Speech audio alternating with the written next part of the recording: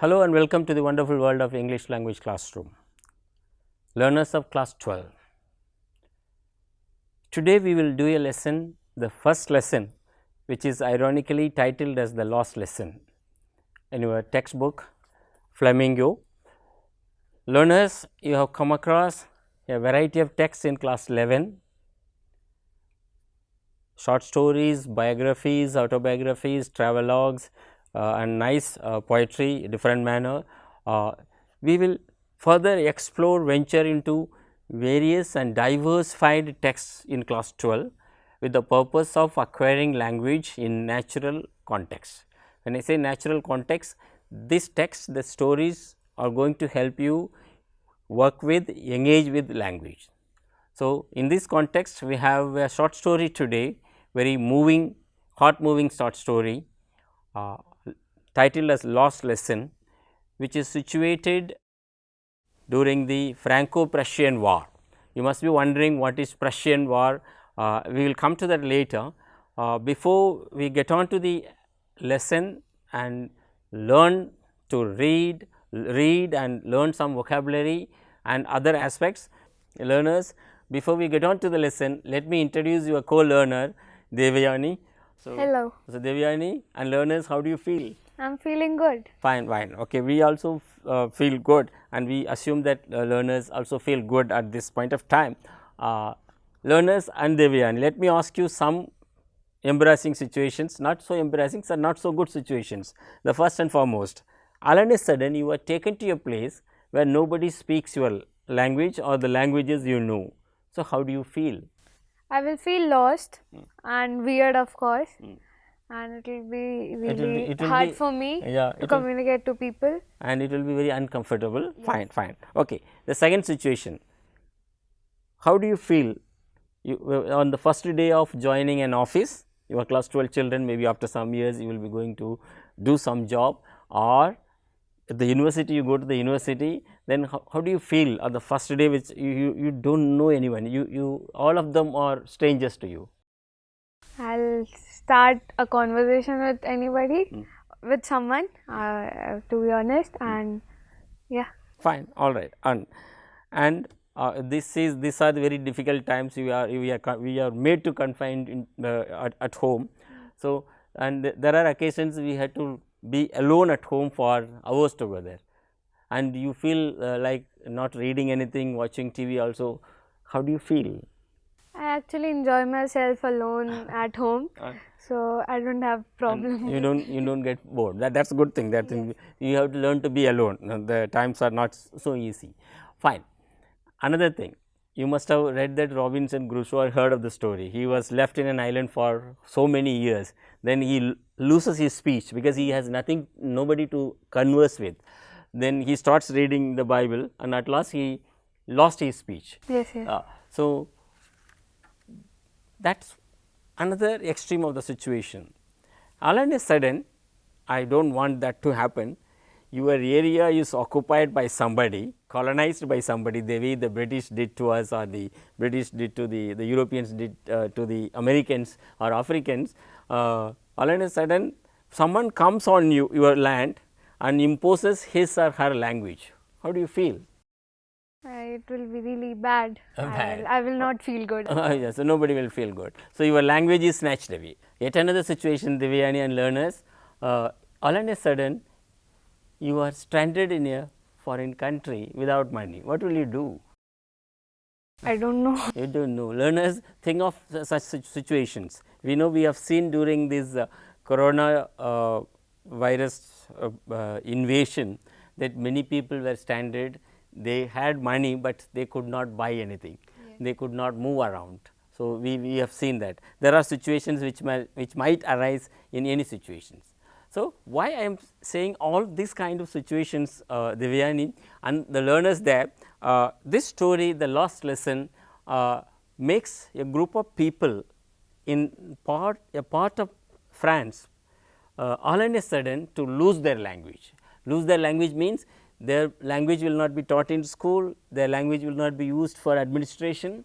So, all of a sudden they have the language, but that has no value. So, let us look at how people manage the situation. So, learners, let us also know why this happened, such situation.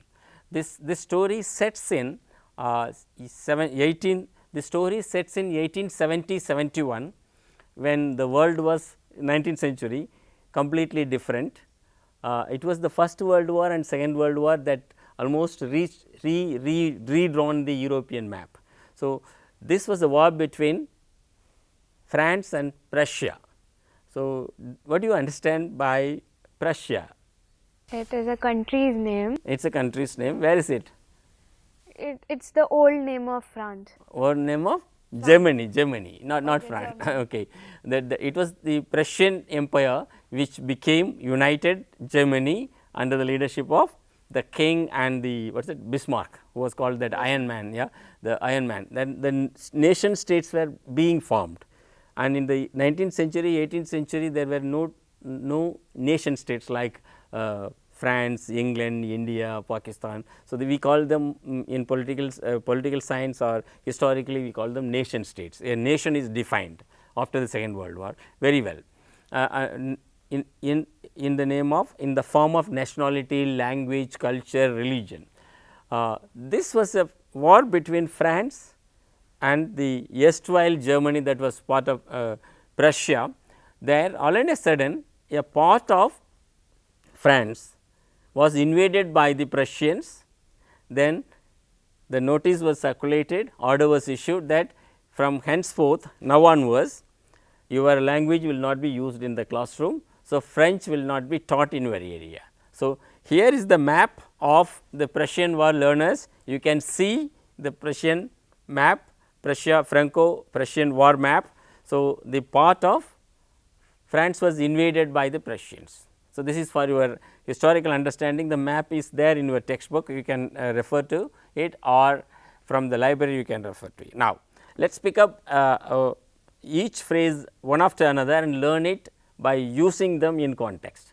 So, I am not going to give you this is the meaning of those phrases, that is easy to give, but it will not remain. Learners, let me tell you one thing on Devyani, if you use a word, new word, when you come across 7 to 10 times in meaningful context, then only you can learn the word. So, this is what acquisition of words.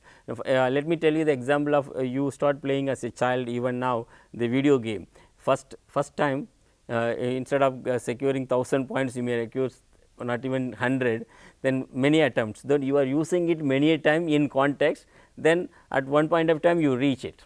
So, this is how this is true of language, you have to use it for purposes, with purposes, then only you will learn. Okay. Come on, let us pick up the first one, in great dread of.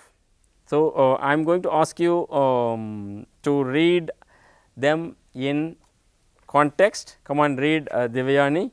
The class was in dread of Hamel's iron ruler. He was in great dread of being caught by his mother for playing video games.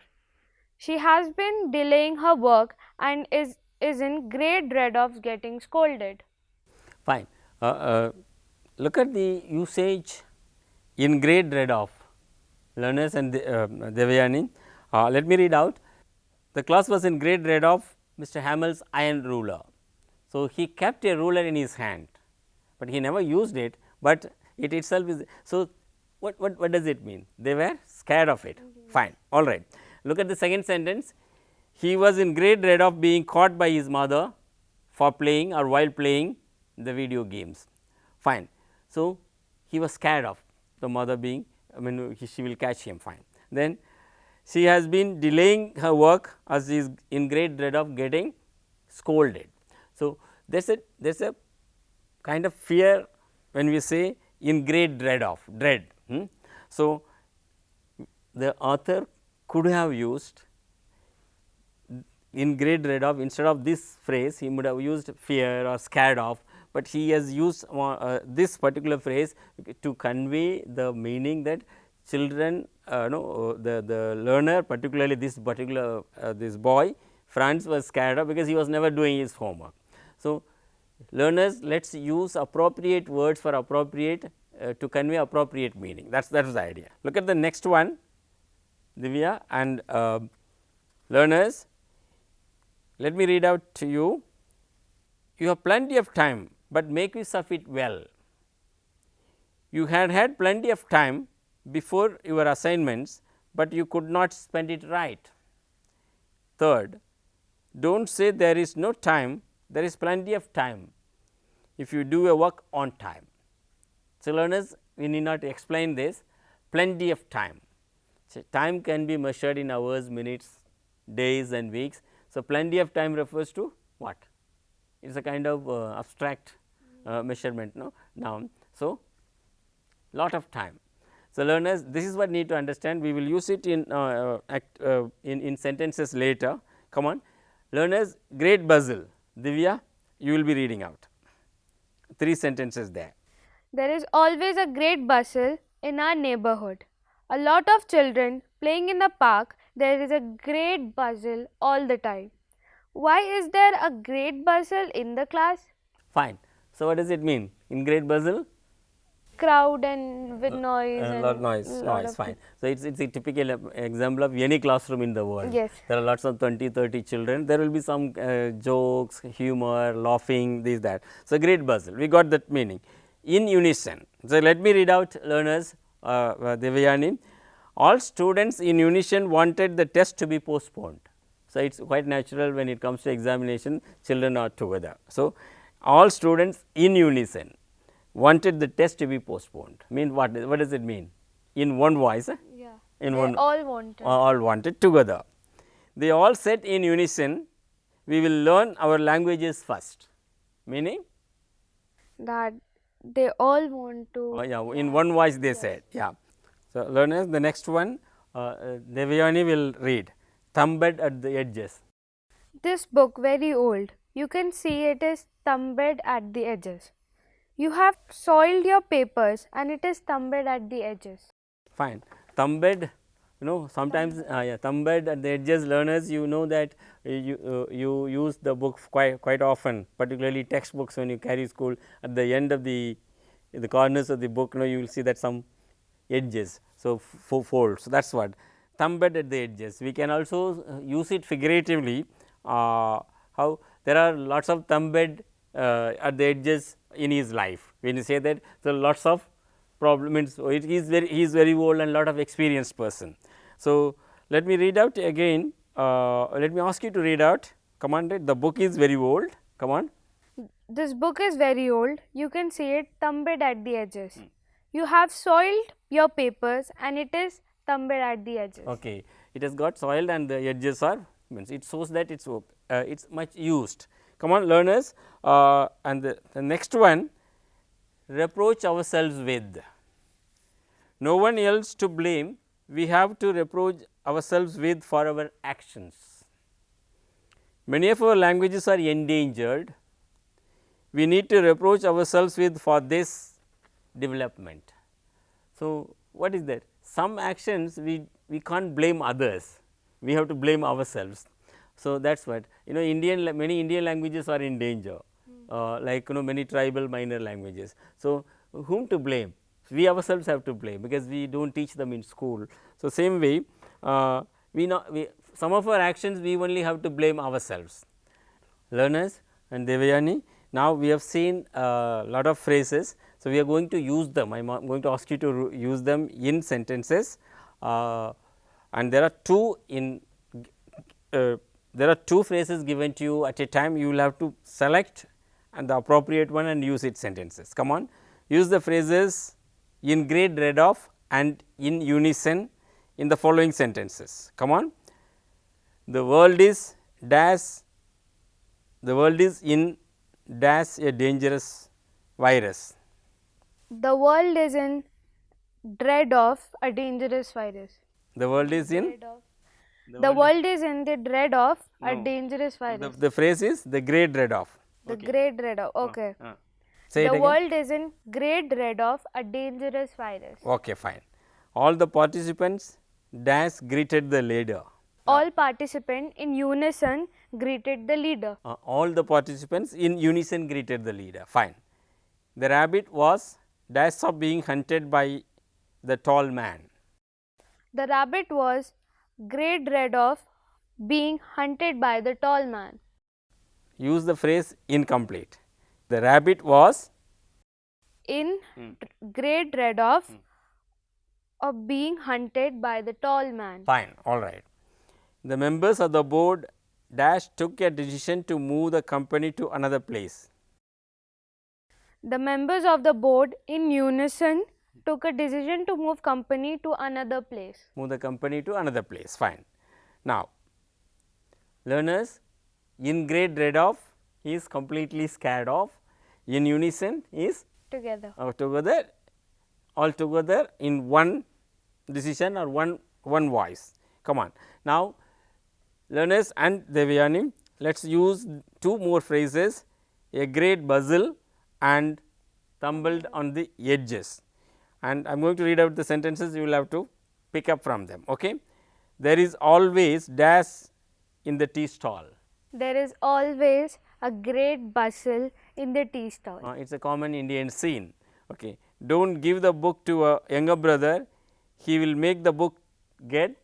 Don't give the book to your younger brother, he will make the book get tumbled on the edges.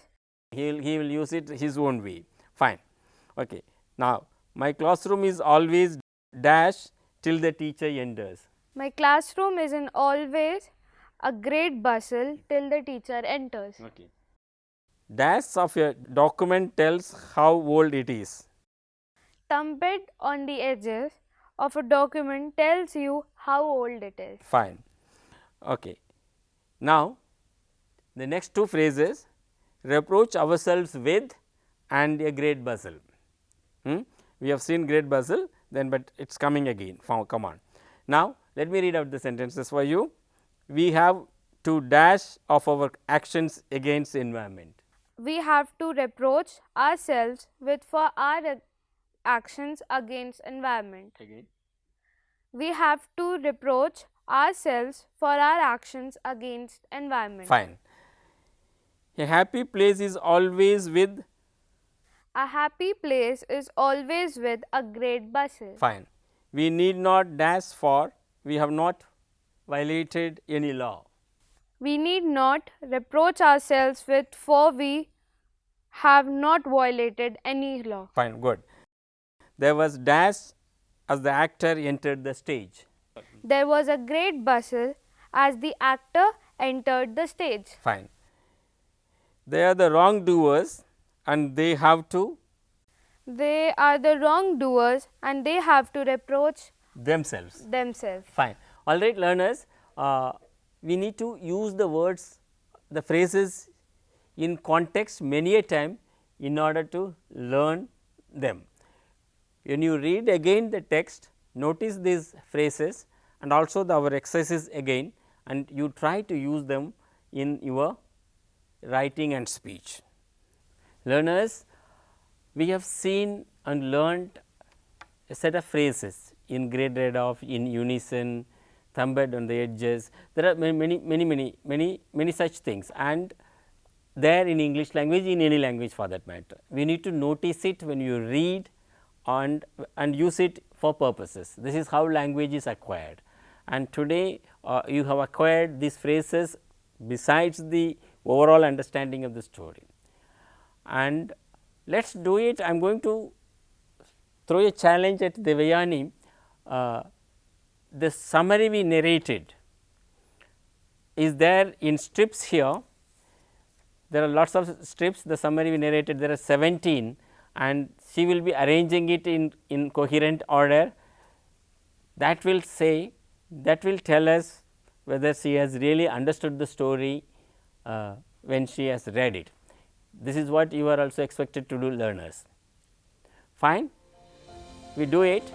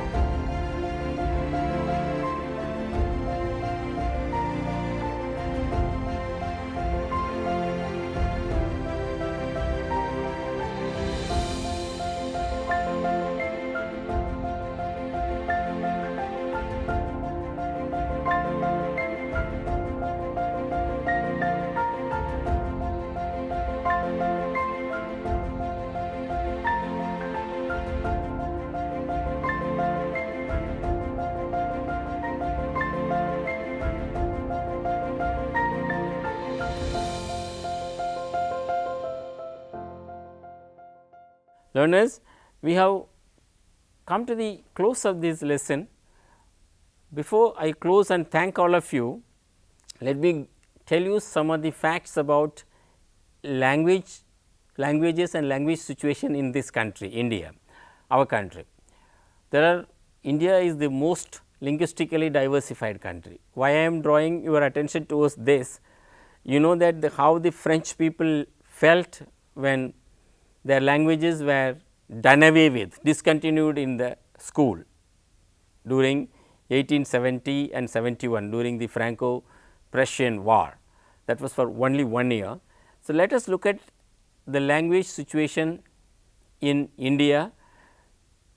This I am saying you, giving you some information in order to ask you to do some project work and have an understanding of how Indian language situation is.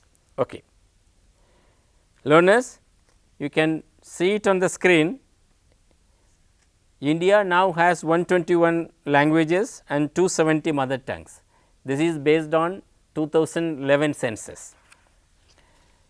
5 different language families, which is not there in any of the countries.